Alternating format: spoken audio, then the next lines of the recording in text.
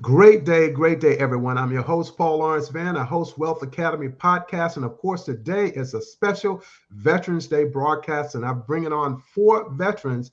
And this is the second veteran. His name is Kevin R. Richardson. I want to give a shout out to him right now, and then we'll proceed.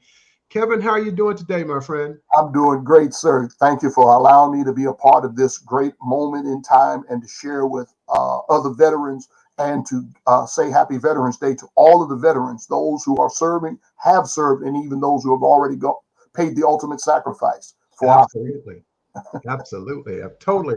And again, we want to wish everyone a happy Veterans Day. And we also want to extend it to the family because I used to work in family readiness. And one of the things I learned is that families also serve, even though they're not in the combat or they're not on the duty station, but they serve as well. So we want to thank them too.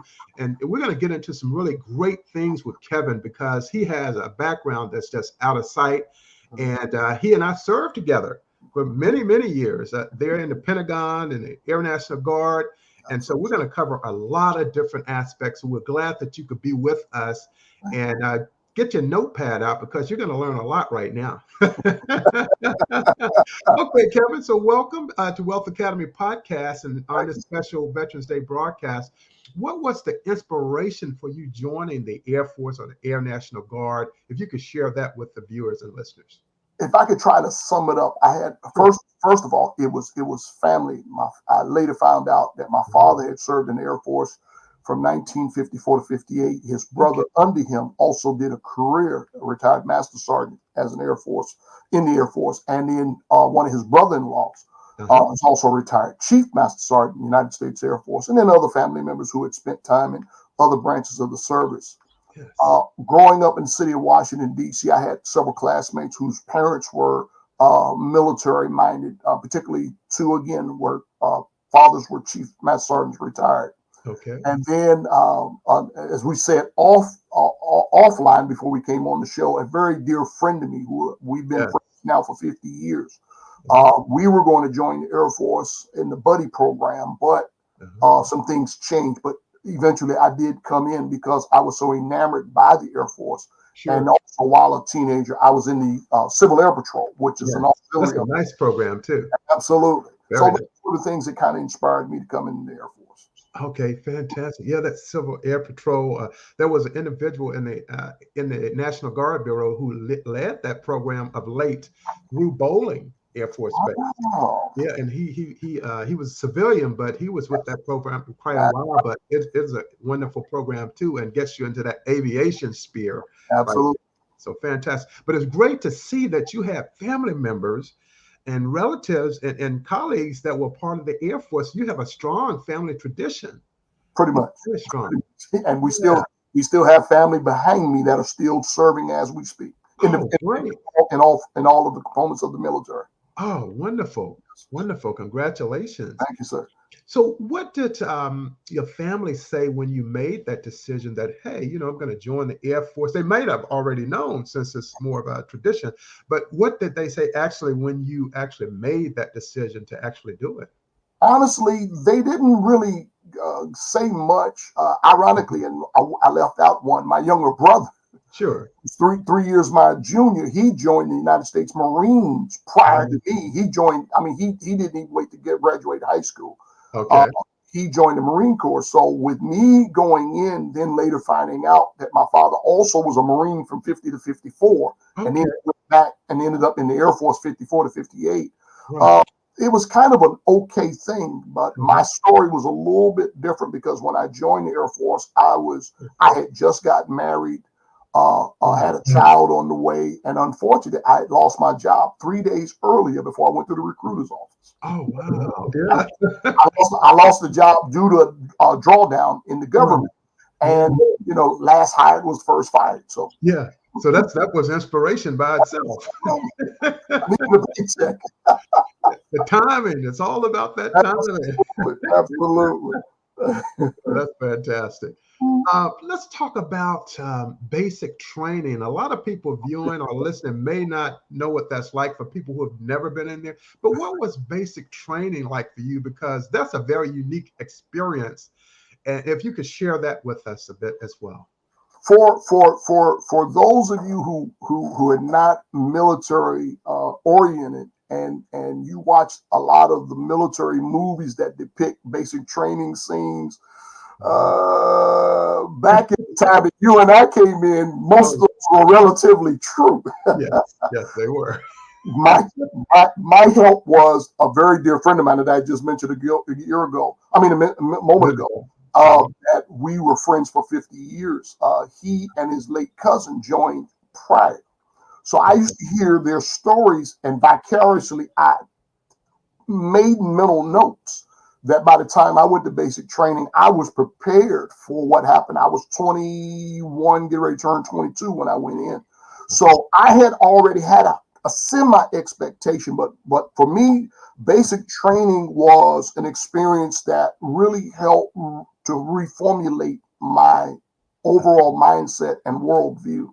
Yeah. Usually you come in with a limited worldview. If you're from, urban America, you come in with that mindset. If you come in from rural America, you have a different mindset. Exactly. So basic training tries to bring all people of all backgrounds together to not change where you came from, but to propel you for where you're moving forward to. Exactly. Yes. I believe the basic training application gave us the tools we needed, not only for what we were preparing for during our time in the military, whether you did a few years or a career, but it helped you, I believe, to, again, shape you for even beyond military service. That's what it was like for me. Yes. And where did you attend your basic training? My basic training was at Lackland Air Force Base, San Antonio, Texas. Yes, Lackland. I've been there. And it was, believe me, it was an eye-opening experience, because I went during a time that a noted comedian made jokes about Texas. Exactly. And at that time, all of my friends were saying the same thing. Man, you don't want to go to Texas because of what was said by that particular comedian. And I just went in with an open mind. I went in with an open, basically I went in open to see what I could receive, that I could glean, and again, there were challenges. Let's be real. Getting up at 5 a.m. or as you said, old dark 30. People don't even know what you're talking about right there. I just went through that experience right now. Yes, because once you've been through it, you never forget. You'll never forget it. I remember those mornings. And those mornings where, because you had to get up early and you had to march to every place you went. There was no riding on the bus and all of that. So it was, but it taught you a camaraderie that if you played sports, you kind of get the idea. It learned to take your individualism out of the matter and bring you into a camaraderie of individuals to work as a team. Yes. And that's what it taught you, teamwork, literally. Yep, teamwork to make that dream work. You got that right. Well, Kevin, you took me back to basic training. Wow. Yes, sir. Many a time. Oh, yeah. Now, and then when you finished your basic training, what was your first duty assignment? After basic training, I left Lackland Air Force Base. I had to go through training school first, what we call tech school in the Air Force. Tech school, right. It was then Lowry Air Force Base, which is now Denver, Colorado, no longer existent. Yeah. And then I landed at Carswell Air Force Base, which is now the Naval Joint Force Reserve Base. Yes. Fort Worth, Texas. But at that time, it was a base under the Strategic Air Command. Correct. And we had P-52 aircraft and KC-135 tanker aircraft. Yeah. I was assigned as a bomb loader on the B-52 aircraft. Okay. Ooh, look out. Bomb loader. Bomb loader, BB Stacker. Nuke them till they glow, because that's what I did. I loaded nukes on B-52s. It was an experience that to this very day was one that I cherish in my memory, in my life's memory. Because I enjoyed working that aircraft. I enjoyed working with the people that I was with, even though I have to admit, and let's be real, there will be times you will have challenges, just like we have in our total culture, in our total society. Everybody's not going to always agree with you because of you. But overall, the assignment was one that I relish to this very day. Mhm. Now, let me ask you this question, because you've got things going on in my mind now when we talk basic training. What is the first military Air Force aircraft you ever flew on? Oh, geez. The first military aircraft I flew on was an EC-135. Okay, The gotcha. AWACS. AWACS. I think that's what the AWACS. Yeah. We Yeah, had they're out of Tinker Air Force Base out in absolutely. Oklahoma. Yeah. Ironically, we had one come in. Mhm. I can't remember the reason, and they allowed a few of us an incentive flight on it. Sure. And as soon as it took off, Uh-huh. a live mission came up, so they had to immediately drop us back off, and it Okay. kept going the mission. But I Sure. believe that was the first military aircraft I Uh-huh. actually flew on, was an AWACS Yeah. first. Mhm. Yeah. After I got off the Greyhound bus from North Carolina going to Dover, Delaware for basic training, I flew on the C-5, the first aircraft. Yeah, C-5. And Yes, they were trying to be funny. They flew us over Bermuda. And you know all the things you think about Bermuda right, planes going through right, ships. I right. was like, oh my! I think I lost 10 pounds that day we flew. I was Wow. so nervous. Yeah, yeah, because if you're not familiar, what they, and you know nowadays, I know they do that to scare us, to help us to understand that we have to rely on everybody who's with us. That Yes. even though we go to what we think is a fearful Uh-huh. place, Uh-huh. somebody has, as we say it in the military term, we know that somebody has our six. Exactly. Yeah, we got to be covered. Yes, sir. So Yes. that's a very wonderful experience that you had there, and I know one you'll never forget. No, sir. None at all. None at all. So let's look a little bit at now. Being a U.S. veteran, I was listening to a news report today, and they said now there are 19 million of us, Wow. worldwide. And Wow. so, what is it like for you being a U.S. veteran at this time? Well, I feel honored to be considered among this fraternal, Uh huh.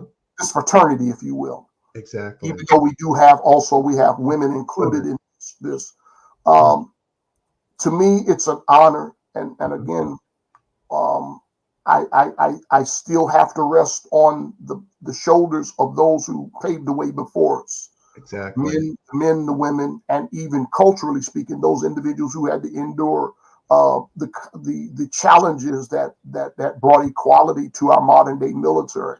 Exactly. For us now to be a veteran, um, it gives me we are now in a place in it's not a physical place, but in the halls of those who gave the ultimate sacrifice. Because Sure. the thing as a veteran, what people don't realize, we had to give up a lot. Exactly. We've had challenges even with family, and some of us even had other challenges because of that. Uh, Exactly. Yeah. but as a veteran, I feel that I was one of those who felt the call of my country to serve. Yes. I pray and hope that I did just that to a country that, while things go on, we do what we do so that those who have never been there could live the lives they have, can have the freedoms that they have, and even if they don't agree, they can protest their, Exactly. to their cause. For sure. For Yeah. sure. Yeah, Mhm. that's a wonderful perspective of it. I want to kind of share a story with you. Sure. I was one day I was looking on the computer and I saw this thing that, hey, Oprah Radio is looking to interview a guest, Mhm. and the question was, what is it like to be an American? And the host for that show was Dr. Maya Angelou, Mm. and so she interviewed me with that question. And we got on the interview. Everything turned out great. She said, "Oh, I got goosebumps just listening to what you were talking. You were telling me." And I was like, I had goosebumps too, which was shocking because she and I did not know this was happening until she mentioned. Then I mentioned. I said, "Yeah, I did too." Right. Dr. Maya Angelou. And so for you, Kevin, I'm going to ask you that question the same way Dr. Maya Angelou asked. What is it like to be an American for you? Wow. To be an American, not culture, but just to be a straight American. Exactly. Um, it took me to be stationed in England, 89, 92, that I Okay. saw my country from a different lens. Sure. and to know that I have hand in what our country is about, to provide life, liberty, and a pursuit of happiness, to provide freedoms to millions of people who, like myself, just want to do the right thing for themselves and for their families. To put my life on the line that others may have. A Bible verse says it like this: "No greater love has this, that a man would lay down his life for his friend." Yes, that's to me sums up what being an American is, particularly a service person and an American at the same time. Exactly. That's wonderful. See, that's a goosebump response right there. Right there. Because you're right on point. You're right on point. Now, what I want to share right now, this question I'm going to pose to Kevin is this. And Kevin has talked about going through basic training, serving on active duty.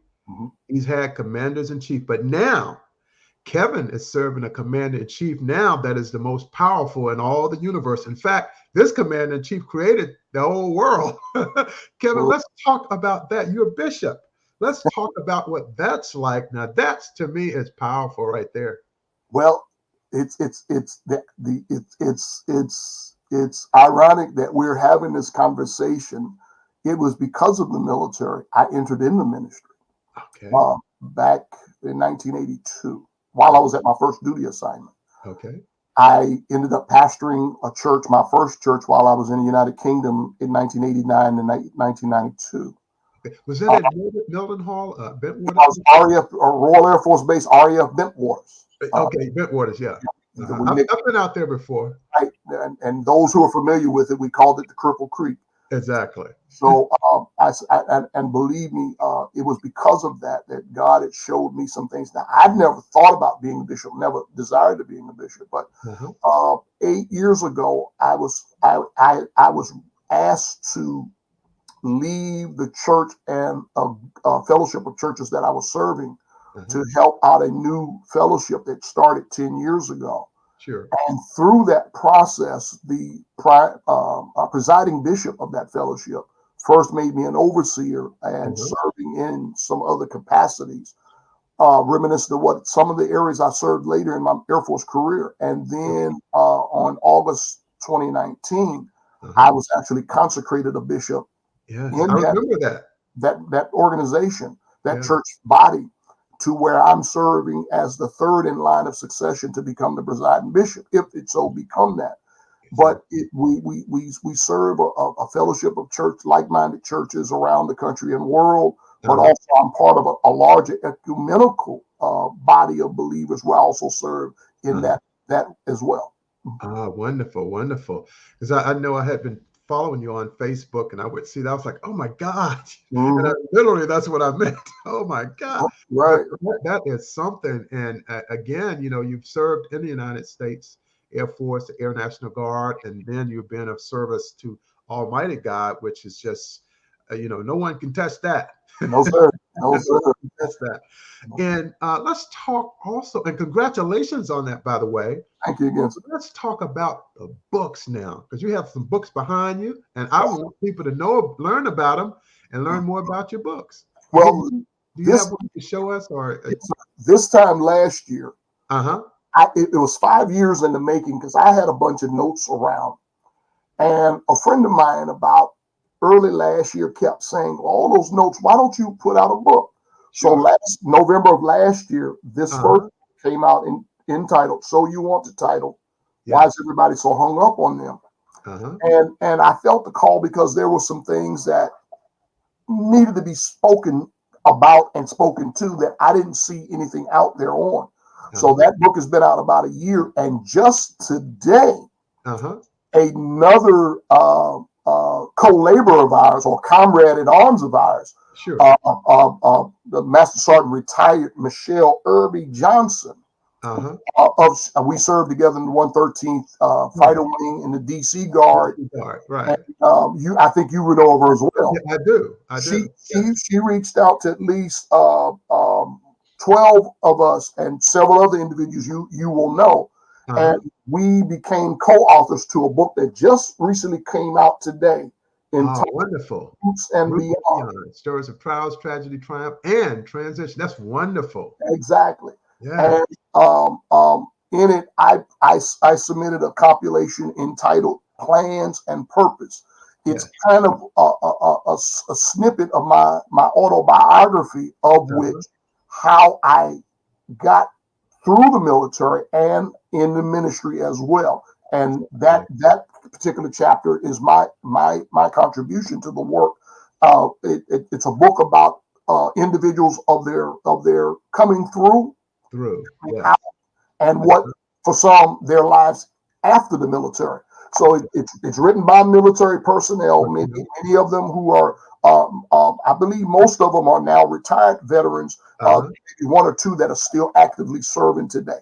Sure. So and that's a blessing in itself. Yes, sir. Yes, sir. Serving. Yeah. You know, you and I both know that service is not for everyone. Military service is not for everyone, but those who do serve is such a unique and special opportunity for them and for the country as well. So congratulations on that. And you have these two books. Do you have any more? Do you have any in the makings? I do, but if you want to reach, you can reach out to me at I'll spell it out for you. KR. Okay. RICH. Okay. The number 60. Okay. At gmail.com. Okay. At gmail.com. Okay. Yes. Let me make sure I got that. I have KR. Let's see. Let me get the KR again, please. Yeah, it should be KR Rich. Okay. 60. Okay. At gmail.com. Got it. Okay. Yeah, I missed something. And okay, I'm definitely reach out. All right. Get those books. And sure. I tell you that is really amazing. And at this time, is there anything else you'd like to share? You can feel free to do it right now here on this beautiful Veterans Day. Well, for me, you asked me in the latter part about my being in the ministry. To me, the military was a ministry first and foremost to myself. Yes. And it prepared me for ministry, to which one of my latter two assignments, one of the first one was when I met you, I was serving as the chief of protocol for the directors of the Air National Guard. Exactly. One was a 2-star, the third, then the final one I served was a 3-star, the son of Chappie James. Right. Yeah. And because of that, it postured me in a dual setting where I was doing protocol in the military, but I was also doing protocol in the church, not the local church, but the larger church function, which I still do now. And I'm a part of what's called the Joint College of Bishops, headquartered out of Cleveland, Ohio, to which I had just now been chosen to serve as the dean of its Adjutants Academy, which deals with protocol. So I believe the military for me, while I know people who have served in the military, some did a few years, and even some who did careers like you and myself have cursed the military. Yeah. I looked at the military as a blessing for me. Me too. A little boy coming out of the hood of Washington, D.C., hard-headed, thinking he knew better, but yet through the power of God and the life of the military, it has humbled me to a place to look at, again, things from a wider worldview. And I really appreciate my time with it. Another dear friend of mine who also did a career asked me a question once. Had I known then what I know now, what would I've done differently? I would have jumped. And the response was, I would have jumped in immediately after high school, because there was a 4-year gap before I actually joined the Air Force. Exactly. Yeah, that is wonderful. And I tell you, I'm like you when people ask me, well, what was that like? They think a lot of times when they see these TV shows that's really real, but it's not like that at all. The basic training was for us, but the overall experience was not. And I tell people, they said, what was it like for you? I said, it's the best experience. I said, I had more fun in the Air Force than anybody. That's what I tell people, because I did. Yes, sir, I did. I don't think I could have had this much fun and stayed out of a lot of trouble had it been for the Air Force. Exactly. People don't realize that there is a blessing in it. There is. I know the fear is always, if you join the military, you're going off to war. Well, when you leave your neighborhood, depending on where you live in America, Yeah, walk out your door and enter a war zone. So exactly. That's very true. Very poison. true. I hate to use that word, but pick your poison. But to me, it was a great experience. And my last assignment was, and you knew this too, I oversaw youth programs around the country. So for me, that was the highlight of watching children being benefited by what we were able to provide. And for that segment of our country, they didn't see, other than the uniform, they didn't see what everybody. Yeah, but they didn't see what everybody. I'm familiar with that program. I'm familiar with that program because I remember I was working on Capitol Hill and it came up and gave a presentation on it. Yes, sir. The House Armed Services Committee. I remember that. Yes, and met the people and everything because they had it in all states. Yes, sir. Yeah. And to me, that was a blessing because it showed a segment of our country that while we prepare for war, we also provide something else for our communities around the country. And to me, that was the greatest joy for me.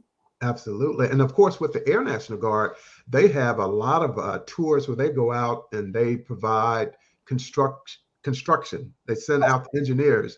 They might have some people from the medical field going out doing some work. So all the services, they kind of come together and they provide outreach. Absolutely. Absolutely. Yes. So that's fantastic. But one thing I want to let people know is that I've known you for quite a few years. The last time we saw each other, we were at the car show before the pandemic hit. Absolutely. I was with my kids, and I see Kevin. I say, "Hey, Kevin, how you doing?" I'll be talking to him, getting into another car. My kids getting in there. We're taking pictures and all. Right. And we were going through this pandemic, and Kevin, I know for a fact that it's for a reason. It's not happen chance. No, it's not. And one of the things, like you just mentioned, I'm grateful for you and others who I've served over my career. And I'm thankful even more so to social media that I'm able to reach back to talk to many of those who I've served with from I'm all the way from my basic training days to my latter days before up to my retirement. Many of us stay in communication to this very day. And we check on each other. We encourage one another because, again, like I shared again, we're part of a fraternity that a lot of people won't always understand. And if I can say this, if time will allow me. Yes, time is here. While I was in the Air National Guard with the state unit, the job that I had, there was only 4 veterans that were part of that function. Right. And we understood there was 2 of us that were Gulf War veterans, and there were 2 that were Vietnam veterans. And then, ironically, it's 5. And there was 1 that was even a World War II vet. Okay. Or Korean vet. I can't remember which one. Yeah. But when we got together, we understood, even though we came with different theaters, we still understood and we had a camaraderie. But there were times we had to remind ourselves in the general group, many of them did not care for hearing what we would talk about. Exactly. I've experienced that too. Exactly. And a lot of times it hurt when they said it because of what I said earlier. We provided a freedom that they don't understand. Allow them to do what they do. Absolutely. We put ourselves on the line to afford you to do what you do. And you don't realize you have that privilege because if it wasn't for you, if it wasn't for others like ourselves who put our time in. Exactly. Whether you did 4, 6, 8, 10, or a career. We put our time in so that others could do what they do. Yeah, and that's what the people from the NBA, the NFL, and Major League Baseball, they're saying that too. They know. Without the military, they wouldn't be able to do what they do. And because now we understand. I believe 9/11 kind of changed that to understand that really the flag that you sleep under at night. Exactly. You get to sleep under it at night because of us. Exactly. If it exactly. I think wasn't that's us, very the important. flag. Yes, that's very important. And I Uh-huh. think a lot of people lose sight of that. And again, it's because they haven't had that experience. Sure. It's fine to have a lot of money, be a millionaire. That's fine. And but if you don't want to serve, you can't really criticize someone else that Sure. did serve. Sure. But you can't build a business or you can't become that millionaire without protection from your government and national Mhm. defense. You can't do Mhm. it. And that's why Absolutely. we all pay taxes. That's right. That's right. That's right. That was fantastic. Thank you. So, Kevin Richardson, thank you so much for being our honored guest today. And I have this block. I just had a block with a former classmate, having with a colleague, and Good. have one coming up with Celeste Dunstan Powell. She's an Army vet. She's also from my hometown. We went to the same high school together. And then I'll finish up with Eldana Lewis Fernandez. She's out in California, but she's doing some great work. She was also an Air Force veteran as well. She retired from the Air Force. Great. Great. I'm honored, and I want you all to know that you all are making my day. This is beautiful, man. Thank you. I'm honored to spend this time with you and your audience to Yes, just share my little piece of what uh, um, um, for this day being Veterans Day, what yes, it's like to be a veteran. Again, yes, I'm grateful to be counted among the many, and yes, again honored because again you and I, like you said earlier, definitely. we got a long history of Exactly. We have that connection. and that connection, and even Yes. after post Oh, career, we still have that connection. So I am grateful, and I thank you for allowing me to just spend this time with you and your audience. yes, yes. And I thank you as well, Kevin. Thank you and thank God and continue doing what you're doing, making those positive contributions to people in your capacity as a bishop Yes, and then sir. your outreach with the greater body of which you serve. And of course, you're serving Almighty God. So that's the most powerful, most wonderful of all. Thank you. All right. All Thank you right. so much. And for all the viewers and the listeners, those who are listening on the archive a little bit later, thank you all so much. And let's give a salute to Kevin Richardson for serving us, and happy Veterans Day to you, my friend. Thank you, sir. All right. This is going to take care of it. I'll see you on the next episode and interview with Celeste Dunstan Powell. I'll see you at 6 p.m. Thank you.